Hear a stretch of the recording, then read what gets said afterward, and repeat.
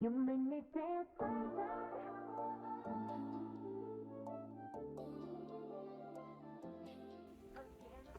Hiya, it's Hayley, and today I'm going to be reviewing everything I ate in Korea. I'd like to preface this by saying I'm not usually a foodie kind of person, but I was just like so intrigued by the different kinds of foods that we found in Korea that we don't have in the UK, and foods that I'd never seen before or tasted before. So I thought this would be like a fun little video to do to show you the kinds of things that like we found were like novelty items and the foods that I found out I loved that I'd never had before.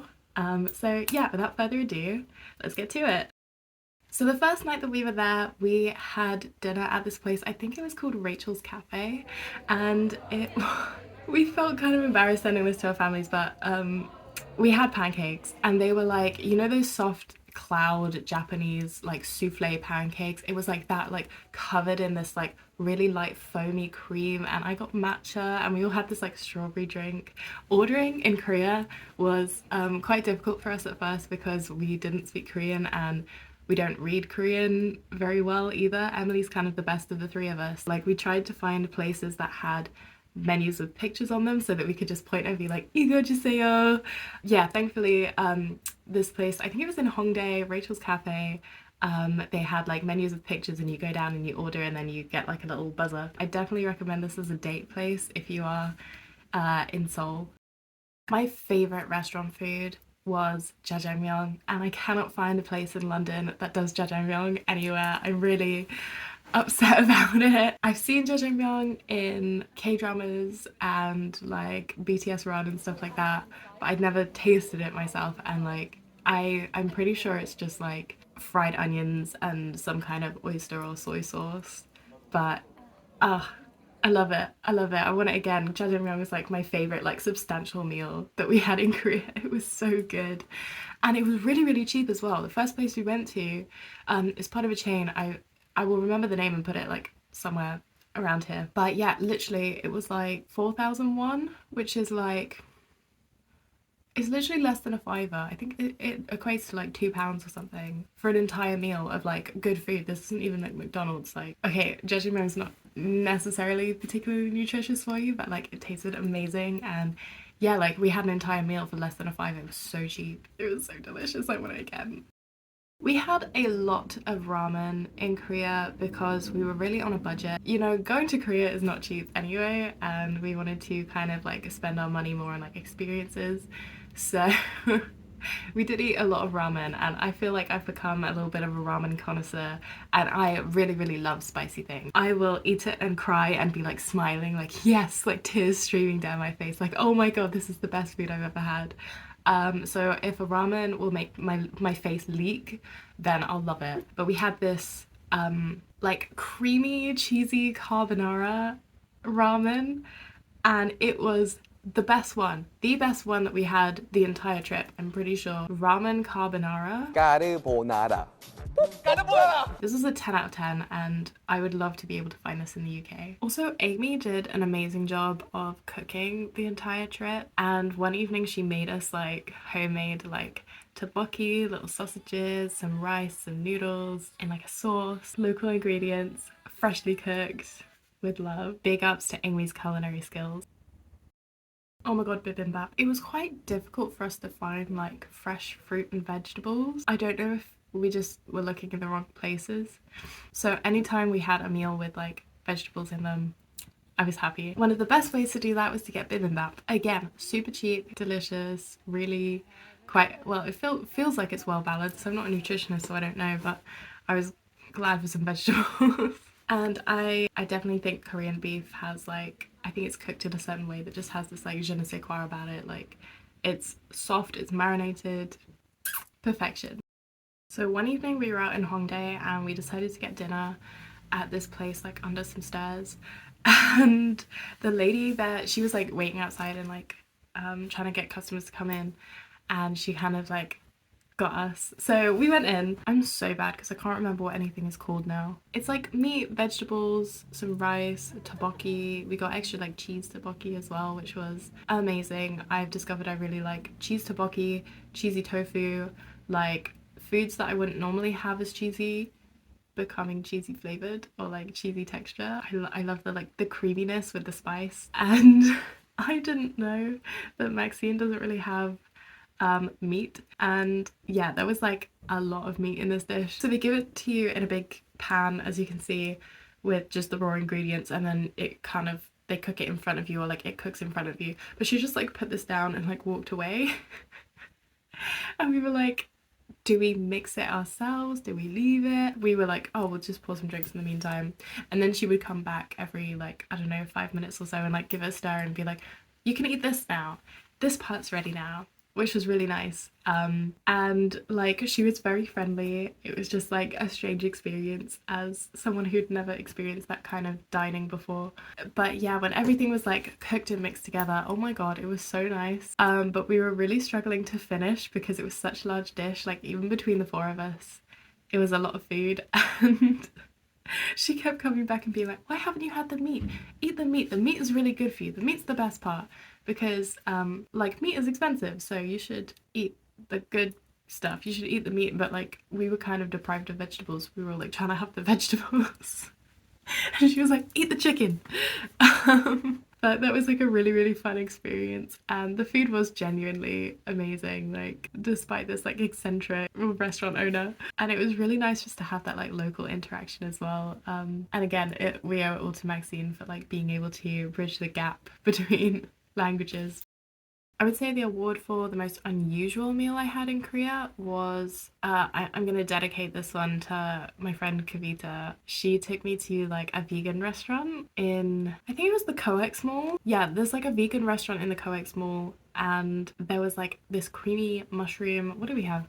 Like a creamy mushroom tteokbokki kind of dish, and it had like flowers in it, and like meatless bulgogi. It was like, it tasted like beef and it kind of had the texture of beef, but I'm pretty sure it was like some kind of tofu mycoprotein combination with like a whole bunch of fresh veggies, which was just like amazing. And you can see like it's so colorful. It's probably the most colorful dish that I'd had in quite a while, and it was really affordable. And like I think the context of the meal really hit the nail on the head as well. Like not only was it an amazing unusual meal, because in Korea, like I think it's still quite hard to be vegan. So yeah, finding like a vegan restaurant that does plant-based food was amazing, because it was still like Korean cuisine without the meat. And the story of me having this meal is even more crazy, but I might save that for another day, because it's just, this video will be longer than my arm.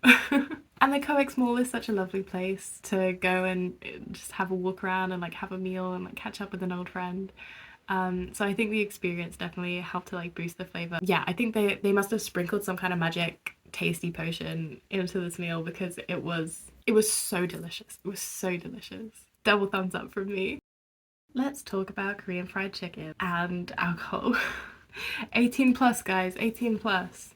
Or 21 plus if you're American, I guess. So we went down to the Han River, and as you've probably seen in my previous video, it was a crazy night. There was like a thunderstorm rolled in, which was incredible. It felt amazing. It felt like one of those coming of age moments in a movie, you know, where you're like so far from home, nature is like showing you who's boss. Being able to look out over the city and see all the city lights was just amazing. It was beautiful. And we had Korean fried chicken, which is just regular fried chicken in Korea. But Korea's famous for their fried chicken. I think it is the best fried chicken I've ever had. It comes with like pickled radish or something, like little white cubes, and I'm a huge fan of that as well. And the thing that helps it all along is mekju, or somek. Mekju is beer, soju is like a spirit, kind of like Korean vodka, but I think that's an unfair comparison because I really hate vodka, whereas I love soju because it doesn't taste like much, it doesn't have as much like burning sensation in your throat, and it's really easy to mix with things, and like it's really easily flavored. One of the more unusual flavors we tried was mint chocolate soju. Mint chocolate soju, I love mint chocolate flavor anyway, like mint chocolate ice cream is my favorite flavor of ice cream, and mint chocolate soju Amy said it tasted like mouthwash. I actually quite enjoyed it, but I would still say grape flavor is my favorite flavor of soju. Either grape or blueberry or plum. Plum is good too. And the beer was like really sweet. It tasted much more refreshing than the beer that we have in the UK. I don't know if that's just like the type of beer that we had. Quite light, fruity, or like citrusy. Thoroughly enjoyed. And like somek is, you can't taste the soju really. It doesn't change the flavor of the beer whatsoever. And it does get you quite wavy. It's just like a really fun sociable meal as well. Like I definitely think there's something to be said for like sociable food. Sitting, drinking, sharing thoughts, sharing food. It's just a really lovely bonding experience, and I really had such an amazing time with Amy, Emily and Maxine. It's definitely a memory that I will treasure forever, and if you want to see that memory on screen, you can watch my video. Woo! Okay, something really fun was that we found a cashierless, like a staffless shop, like a fully automated shop where you just like, you go in, you pick out what you want, you pay for it yourself. It's a trust-based system. So we went to get ice cream after karaoke, and this kind of became like a semi-regular thing for us because it was just so much fun, and it was a lot easier like not having to talk to a person, if that makes sense, because of our lack of language skills. On reflection now, I would definitely learn a lot more like conversational Korean, because I only really knew like K-drama Korean, which is not good enough. Anyway, I had this grape ice cream, and it comes in like a tube, and you kind of have to like crush it and squeeze it out of the tube, which I was not impressed with. I don't think it tasted like grape, but it was just like a very cool experience. Cookie dough ice cream, 10 out of 10. There is nothing wrong with this ice cream. Like there's nothing to say about it. It's just like, you know those Oreo ice cream sandwiches that you get in like the UK and the US? It's just like one of those, but like if that were like a bourbon, if you get like a bourbon ice cream sandwich, so good. I was actually low-key disappointed by this Moonlight Black Dadu ice cream because like the cone was black, the chocolate was black, the ice cream was black. Like it was all like, I don't know if it was like black food coloring. I think it was like charcoal, but it tasted like nothing. Like it really didn't taste like anything different. It just looked cool. And I thought that it would stain my mouth black, but it didn't, and kind of sad about that too. And it was just like my own assumptions though. Amy and Emily, I'm pretty sure this isn't their favorite ice cream, but they got it probably the most. They really like those ice creams where they're like milky pots, and you get 2 of them and you snap them just like on lolly sticks, and you're supposed to like share them, I suppose. But who's gonna do that?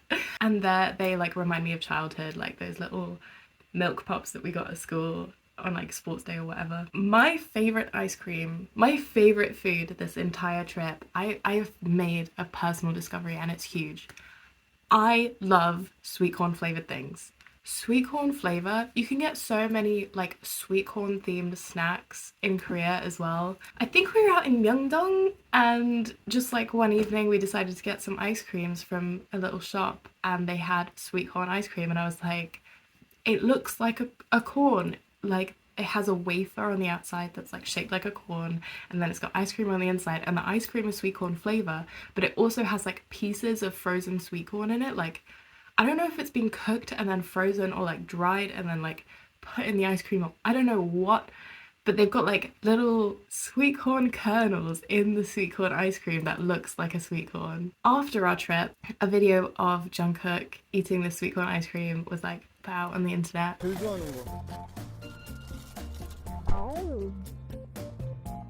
It is amazing. It was like absolutely mind-blowing. I was like, oh my god, like galaxies in my eyes. I have found the new best thing. Like I'm gonna be obsessed with this ice cream forever, and I cannot find it anywhere in the UK. Like I don't even know other countries where you can get this ice cream. Like I don't know if it's just Korea, and I also don't know if Koreans just have a thing for sweet corn, but I am here for it.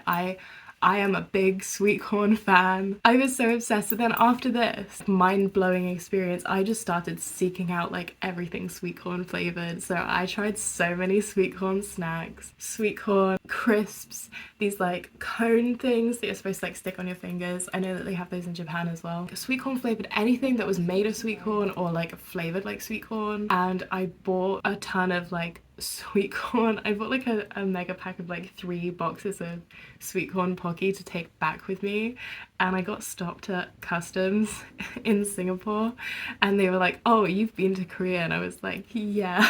And my suitcase is just full of sweet corn flavored things. But yeah, sweet corn, 10 out of 10. Oh my god, no, 12 out of 10. No, infinity, I love it so much.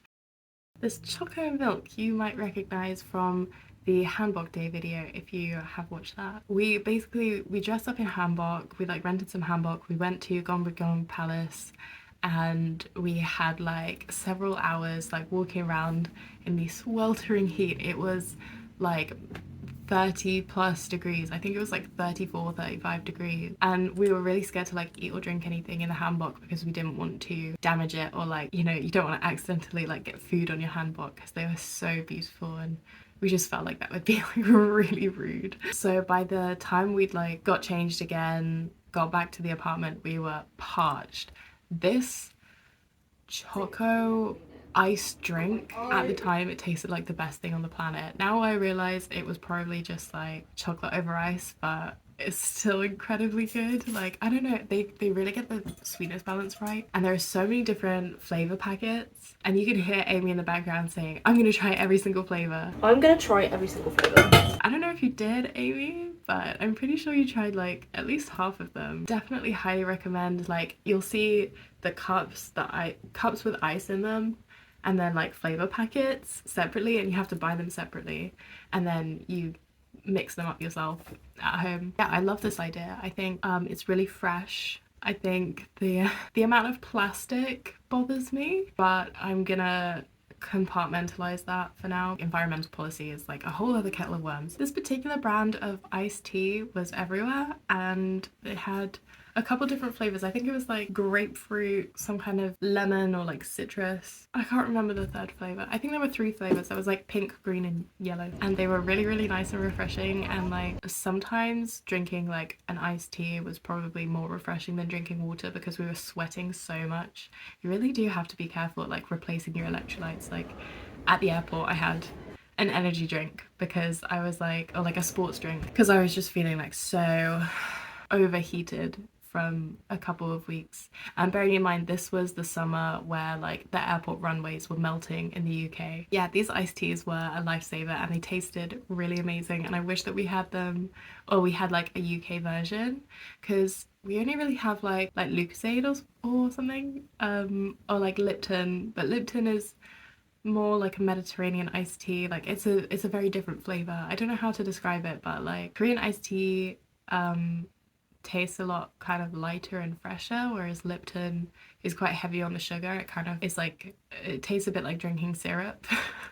Like a really watered down syrup. I spent a very long time looking for this rice drink that I used to have with my friends at uni. When I was at uni, you could get like a 2 litre bottle of this like rice drink, and I couldn't find any of the big ones, so I like treated myself to a little rice drink. It's sweet. It does taste a bit like if you made water out of rice pudding or like milk out of rice pudding. I got it to try and keep myself going when I was trying to write my dissertation one morning. That was a struggle. Like I think I snacked a lot more than I otherwise would have done because of trying to study in between as well. Like I would have some very early mornings to like wake up before the others so that I could get like an hour or 2 of studying in, trying to write my dissertation before then like going off for the day and being a tourist. So yeah, definitely like sweet drinks helped a lot, and I was just so appreciative that there were so many different flavors. There was a bakery near where we were staying in Gyeongbokgung, and they had cloud cakes, they had fresh bread, they had flapjacks, little egg tarts. It was just like a nice little local bakery, and occasionally I'd like really fancy some bread. If you find a local place like that, like a bakery or a cafe or like a local artisan shop, oftentimes like they won't be more expensive than like a convenience store anyway. So I'd highly recommend like trying it and like, you know, support your local marketplace. There was a waffle stand in Anguk, which wasn't too far from where we were staying for the first part of our trip. The lady working there was really nice, and I think we must have got about 4 times from the same waffle stand because it was just so good. They were like normal waffles but like covered in chocolate, quite like cakey consistency. Like sometimes a waffle can be like too fried. This wasn't like overly fried, it was like cakey. It was so good, and the lady was really friendly to us even though we were like rubbish at Korean. Another food which we tried for the first time in Anguk was Baskin Robbins have ice cream shops, like physical shops, kind of like everywhere. And we found the prettiest Baskin Robbins in Anguk, and I had this. I think Emily got like some kind of Maltesery milkshake, which looked incredible, and I had this ice cream, and it was just called like Galaxy Zest or like something really random, and it had like stringy bits of mochi in it, like a mochi ice cream. It's kind of like mochi blended into the ice cream, and it was like this kind of grayish color, like a grayish bluish color, and it was, honestly, I've been really craving it recently, like just the memory of having this ice cream. I don't think you can get it in the UK. I actually haven't looked. I thought it was a little bit pricier than like other food places, but maybe that's because it's like a specialist place or like a treat. You know how like Krispy Kreme donuts are like more expensive than if you got a donut from Sainsbury's. Baskin Robbins is definitely like a really nice date location. There's lots of really nice places to eat in Anguk, and it's just like very pretty to walk around. So I'd highly recommend going there if you're like in that kind of area. It's kind of like northern Seoul, I think. It was so pretty, and I was having a bad day as well, so it really cheered me up. I was having a bad day because I hurt myself, not because like anything else. We also had quite a few like comfort movie nights because it's actually quite overwhelming being in a country where like you literally can't read anything. As a tourist, my Korean was really, really rusty, and I'd pretty much forgotten how to read. Reading is my life, you guys. And you just don't realize like in your daily life how many things you read, especially being in a city where it's very busy, there's lots of people, it's very like bustling, and like that is what makes it very exciting.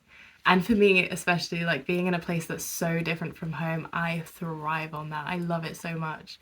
But sometimes in the evening, you know, you just need to recharge. So we would have these like comfort movie nights where we would watch like old favorite movies in English, obviously. And then so we'd go to the supermarket or like convenience store, and we just get like, I don't know, we hop down to 7-Eleven. Love having 7-Eleven, by the way. We should really have 7-Eleven in the UK. But anyway, yeah, we would hop down to 7-Eleven and get some ice cream or some crisps or some snacks or some drinks or all of the above, and sit and like watch Netflix in the apartment. And it was just such a comfort, and like it really helped to recharge, to kind of like, it was just a very nice comforting thing to do. But like it also allowed us to try a lot of different snacks on a budget.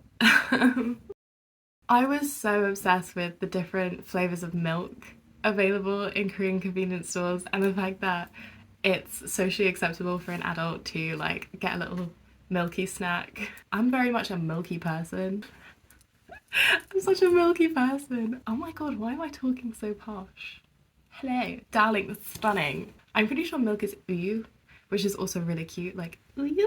They were a little bit sweet for me. It did tend to be like sweeter than I would like, so we had this like BTS branded coffee, which is just like coffee in a little container with like, oh, I got J-Hope because I'm a Hobie stan. He's my bias.